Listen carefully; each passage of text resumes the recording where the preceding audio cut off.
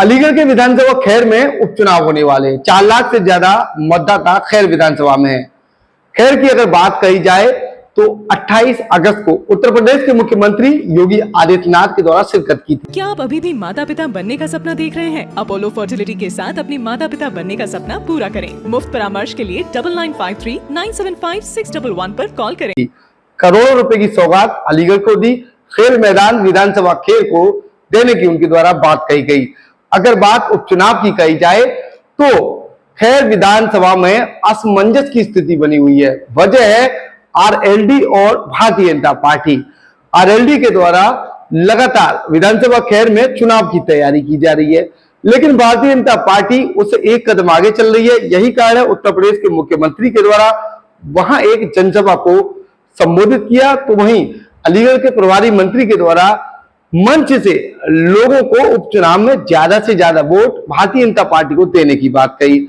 लेकिन उत्तर प्रदेश के मुख्यमंत्री योगी आदित्यनाथ की अगर बात कही जाए तो अपने संबोधन में उनके द्वारा समाजवादी पार्टी पर जमकर तंज कसे हैं। उनके द्वारा जिन्ना की आत्मा समाजवादी पार्टी और कांग्रेस के पदाधिकारियों में होना बताया गया। उसी को लेकर हमारे साथ मौजूद है खास मेहमान समाजवादी पार्टी के प्रदेश सचिव राम कुमार नागर जी। उनसे बातचीत करेंगे और जानेंगे उपचुनाव से पहले ये बयानबाजी चल रही है तो क्या लग रहा है, क्योंकि उपचुनाव नजदीक है, किसी भी समय चुनाव आयोग घोषणा कर सकता है तारीखों की, उससे पहले ही बयानबाजी चल रही है, तो क्या कहेंगे? धन्यवाद। मैं ये कहना चाहता हूं कि भारतीय जनता पार्टी और राष्ट्रीय लोकदल में सांप और छछूंदर जैसी लड़ाई चल रही है और इंडिया गठबंधन में समाजवादी पार्टी और कांग्रेस पार्टी, आपने किसी नेता का किसी कार्यकर्ता का ऐसा बयान नहीं चला होगा, न कोई कार्यकर्ता दोनों दलों में, सिर्फ समाजवादी पार्टी ही तैयारी कर रही है और भारतीय जनता पार्टी के यहाँ राष्ट्रीय लोकदल भी तैयारी कर रहा है, समाज और भारतीय जनता पार्टी भी तैयारी कर रही है। ये भी यही नहीं इनको पता कि चुनाव लड़ेगा कौन इनकी तरफ से। मेरा ये मानना है उत्तर प्रदेश की जनता सब जान चुकी है और 2024 के लोकसभा क्षेत्र में भारतीय जनता पार्टी की हवा इस प्रदेश के पीडीए के लोगों ने इनकी हवा निकाल दी है। ये खिसियानी बिल्ली खम्मा नोचने वाला काम कर रही है। समाजवादी पार्टी में अलग-अलग झूठे आरोप लगा करके समाजवादी पार्टी के कार्यकर्ताओं को ये हताश करना चाहते हैं। जितना भी ये समाजवादी पार्टी के ऊपर झूठे आरोप लगाएंगे उतना ही समाजवादी पार्टी का कार्यकर्ता चट्टान की तरह खड़ा इनके सामने होगा और आने वाले उपचुनावों में भारतीय जनता पार्टी की नजर नहीं आएगी। समाजवादी पार्टी पूरे 10 की 10 सीटों जीत करके उत्तर प्रदेश में पुनः परचम लहराने का काम हम लोग करेंगे। माननीय अखिलेश यादव जी के नेतृत्व में, माननीय राहुल गांधी जी के नेतृत्व में, इंडिया गठबंधन के नेतृत्व में समाजवादी पार्टी का कार्यकर्ता संसद से लेकर सड़क तक संघर्ष के लिए तैयार है। और मैं अभी कहना चाहता हूं कि भारतीय जनता पार्टी के लोग उपचुनाव में कहीं टिक नहीं पाएंगे। आपने बनारस का मामला देख लिया होगा, आपने अयोध्या का मामला देख लिया होगा, आपने बद्री विशाल भगवान का देख लिया होगा। जहां जहां जिन्होंने धर्म की बात की वहां की जनता ने इनको नकार दिया। बद्री धाम बद्री विशाल भगवान से वहां उत्तराखंड में भी इनको हारने का मुंह देखना पड़ा, अयोध्या में भी इनको हारने का मुंह देखना पड़ा। और बनारस का तो ये मान लीजिए कि जहां 4.5 लाख से मोदी जी पिछला चुनाव जीते थे, 10वें राउंड तक हार रहे थे, शासन प्रशासन पर दबाव बना करके बमुश्किल मोदी जी अपनी इज्जत बचा चुके हैं। माननीय देश के प्रधानमंत्री होते हुए भी 4.5 से 1.5 पर आए, इससे ज्यादा और शर्म की क्या बात हो सकती है? ये बताइए, जिस तरह से जिन्ना का जो नाम आया है, अलीगढ़ में जिन्ना को लेकर तमाम तरीके की चर्चाएं रहती है। उपचुनाव से पहले उत्तर प्रदेश के मुख्यमंत्री के द्वारा ये नाम लिया गया है। जिन्ना की आत्मा जो है समाजवादी पार्टियों में आ चुकी है, तो आपका क्या नजरिया है, क्योंकि उपचुनाव से पहले ये बयान काफी मायने रखता है? देखिए, ये भारतीय जनता पार्टी के लोग हैं, कभी किसी को कुछ भी बोल सकते हैं। हम ये कहना चाहेंगे कि बिन बुलाए मेहमान माननीय मोदी जी पाकिस्तान में बिरयानी खाने जा सकते हैं और हम आज भी चट्टान की तरह पीडीए, पिछड़ा वर्ग, दलित और अल्पसंख्यकों के साथ चट्टान की तरह करे हुए हैं और उनकी वकालत करते हैं, जाति गणना की वकालत करते हैं, मुसलमानों के हितों की रक्षा करते हैं। अब उसमें जिन्ना का दिन बताएं, और जिन्ना का दिन जब नहीं था, जब बिना बुलाए वो फिर बिरयानी पाकिस्तान खाने जाते हैं। जब उनमें कौन सा दिन था? कौन सा उनमें जुनून था जो बिना बुलाए ही पाकिस्तान चले जाते हैं।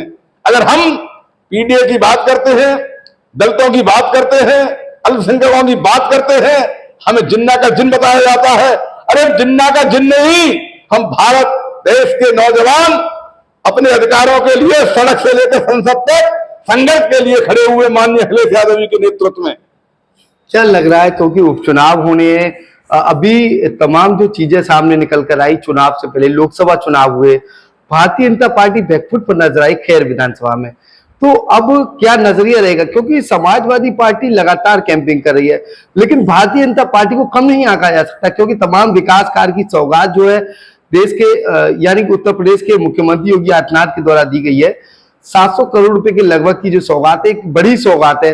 वही खेल मैदान की भी बात सामने आ रही है, तो क्या लग रहा है, क्योंकि तमाम जो सौगात है वो चुनाव से पहले फिर विधानसभा खैर में ही क्यों? देखिए, ये सारे जो कार्यक्रम चल रहे हैं इनके, माननीय अखिलेश यादव जी मुख्यमंत्री थे, ये हमारे शिलान्यास हमारे जमाने के हुए हैं।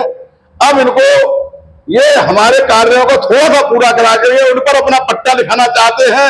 रही खैर विधानसभा की बात, खैर विधानसभा के देवतुल्य मतदाता, जागरूक मतदाता भारतीय जनता पार्टी को लोकसभा चुनाव में उखाड़ने का काम किया है, वहां से हराने का काम किया है, और उपचुनाव में भी समाजवादी पार्टी और इंडिया गठबंधन का प्रत्याशी भारी बहुमत से जीत कर आएगा और भारतीय जनता पार्टी को इनको मौकी खानी पड़ेगी। मैं आपसे अनुरोध करना चाहता हूं, देखिए, जब जब देश पर कोई मुसीबत का पहाड़ आया है, जब जब समाजवादी पार्टी लोग चट्टान की तरह चाहे मुलायम सिंह यादव जी के नेतृत्व में हो, चाहे अखिलेश यादव जी के नेतृत्व में हो, हम लोग चट्टान की तरह खड़े हुए हैं। हम लोग पानी से, बारिश से, धूप से विचलित होने वाले नहीं। भारतीय जनता पार्टी के लोग एसी में बैठकर राजनीति करते हैं। ये क्या जाने किसान का दर्द, क्या जाने मजदूर के बेटे का दर्द, क्या जाने नौजवान और छात्रों का दर्द, क्या जाने अल्पसंख्यक, दलित और पिछड़ों का दर्द। ये कभी भारतीय जनता पार्टी नहीं। हमने वो जमाना भी देखा है कि संसद में मात्र के 2 एमपी हुआ करते थे, और ये हमेशा, आज भी उद्योगपतियों की पार्टी है, और जब भी उद्योगपतियों की पार्टी थी, इनको किसान से कोई लेना देना नहीं, छोटे व्यापारियों से कोई लेना देना नहीं, दलितों से कोई लेना देना नहीं, मजदूरों से कोई लेना देना नहीं, पिछड़ों से कोई लेना देना नहीं। सिर्फ दलित और पिछड़ों को तो चुनाव के वक्त ये मोहरा बनाते हैं। भारतीय जनता पार्टी ने 2017 में केशव प्रसाद मौर्य को मोहरा बना करके पिछड़े वर्ग के वोट हासिल किए थे, और केशव प्रसाद को अलग हटा दिया और माननीय योगी आदित्यनाथ जी को मुख्यमंत्री बना दिया। ये पिछड़ों के साथ छल करने का काम भारतीय जनता पार्टी कर सकती है, और कोई पार्टी नहीं कर सकती। क्या लग रहा है आपको, तमाम जो चीजें निकल कर आ रही हैं उपचुनाव से पहले ही, तो समाजवादी पार्टी की कैंपिंग कैसी रहेगी? क्योंकि अगर दावेदारों की अगर बात कही जाए तो समाजवादी पार्टी में जो है कितने दावेदार अब तक आ चुके? देखिए, समाजवादी पार्टी में कई दर्जन दावेदार हैं, मगर हमारे दावेदारों का ये अनुरोध है, हमारे दावेदार ये कहते हैं, जिसको भी हाईकमान हमको प्रत्याशी बना के भेजेगा, हम उस प्रत्याशी के साथ तन मन धन से उस प्रत्याशी को विधानसभा में भेजने का काम करेंगे, और भारतीय जनता पार्टी के तंबू उखाड़ने का काम वहां के देवतुल्य मतदाता, किसान, मजदूर, नौजवान, छोटे व्यापारी, अगड़े पिछड़े और अल्पसंख्यक और दलित सभी लोग भारतीय जनता पार्टी के तंबू उखाड़ने का काम करेंगे। जो 2024 में भारतीय जनता पार्टी के तंबू उखाड़ने का काम किया है, वो तो हमारे पास हमारे प्रत्याशियों को, चाहे वो अमरोहा हो, चाहे खैर हो, चाहे फरुखाबाद हो, चाहे फतेहपुर सीकरी हो, कई दर्जनों पर हमारे प्रत्याशियों को जबरिया इन्होंने हराया प्रशासन के दम पर। अगर आज ईमानदारी से उत्तर प्रदेश की और भारत देश की काउंसलिंग करा ली जाए तो भारतीय जनता पार्टी 150 सीटों पर टिक जाएगी, और इन्होंने बेईमानी से सरकार बनाई है, इनकी सरकार बनने वाली नहीं है। और इंडिया गठबंधन की सरकार बन रही थी, मगर उत्तर प्रदेश में भी ये बैठे थे, केंद्र में ये बैठे थे, मगर आज लोकसभा के अंदर माननीय अखिलेश यादव, माननीय राहुल गांधी जी ने भारतीय जनता पार्टी की हवा निकाल रखी है, और लोकसभा में इनका तंबू उखाड़ने का काम माननीय अखिलेश यादव, माननीय राहुल गांधी जी कर रहे हैं। जी बिल्कुल, तमाम चीजों की जानकारी उत्तर प्रदेश के प्रदेश सचिव समाजवादी पार्टी के रामकुमार नागर जी के द्वारा की गई। अगर चुनावों की अगर बात कही जाए तो विधानसभा खैर में होने वाले उपचुनावों को लेकर मामला त्रिकोणीय नजर आ रहा है। वजह है जहां को इंडिया गठबंधन की अगर बात की जाए तो कांग्रेस और समाजवादी पार्टी मैदान में है, वही भारतीय जनता पार्टी और आरएलडी की बात की जाए तो एनडीए गठबंधन की तरफ से ये पार्टी भी मैदान में है।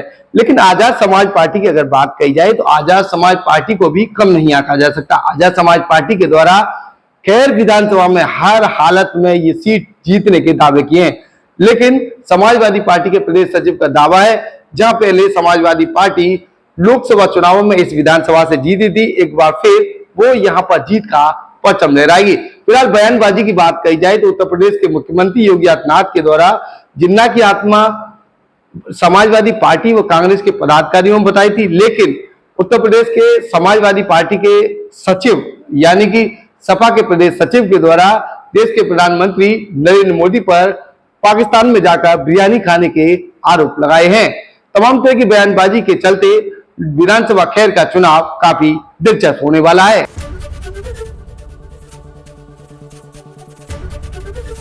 एबीपी गंगा, खबर आपकी, जुबान आपकी।